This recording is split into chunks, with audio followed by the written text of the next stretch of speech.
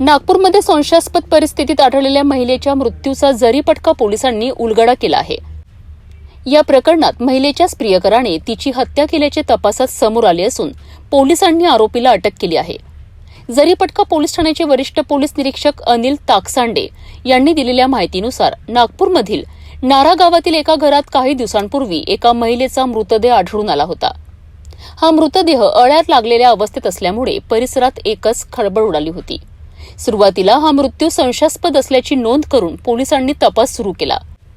घटनेची माहिती मिळताच जरीपटका पोलिसांनी घटनास्थळी धाव घेत मृतदेह ताब्यात घेतला आणि पुढील तपासासाठी शवविच्छेदनासाठी पाठविला।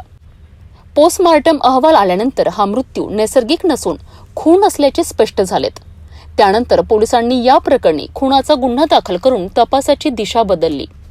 तपासादरम्यान पोलिसांनी महिलेच्या ओळखीतील व्यक्तींशी चौकशी केली, तसेच तिच्या संपर्कातील लोकांची माहिती गोळा केली। तांत्रिक तपास आणि चौकशी दरम्यान पोलिसांना महत्त्वाचे धागेदोरे मिळालेत। या आधारे पोलिसांनी संशयित आरोपीचा शोध सुरू केला। तपासाच्या धाग्यावरून पोलिसांनी शिवणी येथून आरोपीला ताब्यात घेतले। चौकशी दरम्यान आरोपी हा मृत महिलेचा प्रियकर असल्याचे उघडकीस आलेत। पोलिसांनी आरोपीला अटक करून पुढील तपास सुरू केला आहे। या घटनेमुळे परिसरात मोठी खळबळ उडाली असून प्रकरणाचा सखोल तपास जरीपटका पोलीस करीत आहेत। दिनांक 8/3/2026 रोजी सकाळी 9 वाजता आम्हाला माहिती पडली की संयोगनगर नारा शेतीच्या बाजूला जे 4-5 रूम आहेत त्यापैकी एका रूममध्ये एका स्त्रीची जे आहे मृतदेह हा कुजलेल्या स्थितीत आहे। त्या अनुषंगाने आम्ही घटनास्थळी गेलो तर त्या स्त्रीला ओळखणारं कोणी नव्हतं व तिचं पूर्ण मृतदेह कुजलेलं होतं। आम्ही आजूबाजूची सगळं माहिती घेतली। तिच्या अंगावर कोणते असे जखमा वगैरे नव्हत्या, तिची ओळखसुद्धा नव्हती। आम्ही त्याचा मर्ग दाखल केला। त्या अनुषंगाने आम्ही चौकशी केली।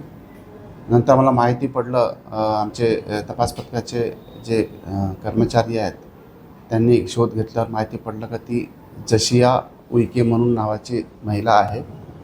तर तिच्या अनुषंगाने आम्ही तिचा नातेवाईकाचा शोध घेतला। तिला 2 मुली, एक मुलगा आहे। एक मुलगा बँगलोरला होता, 2 मुली शिवणीला होत्या। तिचा मुलीचा शोध घेऊन तिला आणलं आणि तिने आपल्या आईला ओळखलं। तसेच ती ज्या घरी राहत होती एका स्त्रीच्या घरी तिला पण आणलं, तिने पण तिला ओळखलं। अशा प्रकारे मी मृतदेहाची ओळख केली। नंतर तिचा पोस्टमार्टम केल्यानंतर आम्हाला कालच प्रायमरी रिपोर्ट मिळाला।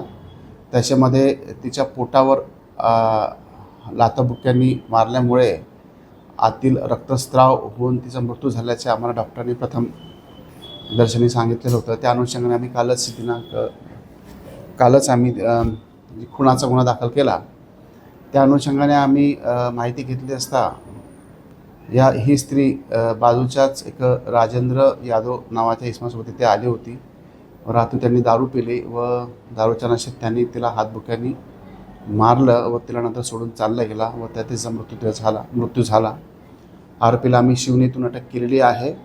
आरोपी अटक आहे। PCR घेत आहोत, पुढील तपास चालू आहे। सर, बॉडी किती दिवसापूर्वी होती? जी बॉडी आहे ही रात्री दिनांक 4/3/2026 रात्रीची घटना आहे।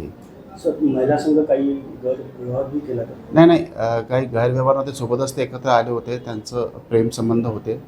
गैरकारण दारूच्या नशेत त्यांनी झगडा केला वर असं काही वेपन वगैरे नव्हतं वापरलं। त्यांनी हातबुक्क्यांनी मारल्यामुळे इंटरनल इंजुरी झाली, त्याच्यामुळे तिचा मृत्यू झालेला आहे।